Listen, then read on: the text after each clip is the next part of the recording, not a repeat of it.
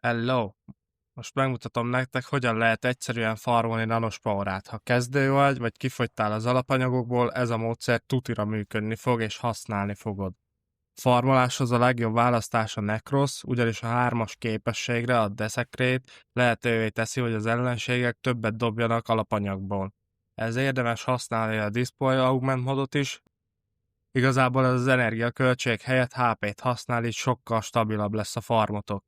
Fontos, hogy nagyon magas legyen a range, mindenképp olyan modokat rakjatok bele, ami range-et növel, és valami kis túlélő modot, mint például a Vitality, ami az életerőt növeli, vagy a Shield of Shadow, erre is majd kitérek.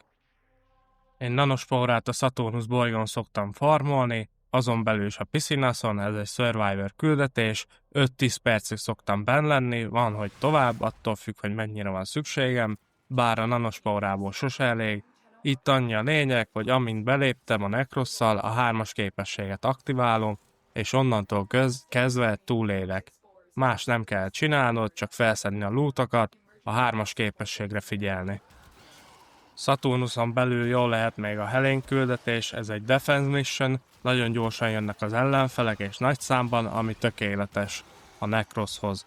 Érdemes csapatban nyomni, ha esetleg bejön még plusz egy Necros, vagy bármilyen más, akár egy Nova felgyorsítani a köröket, annál több nanosporátok lesz. Én most szólóban mutatom nektek, de látjátok, hogy így is megvan a percenként 500 vagy 1000 nanospóra.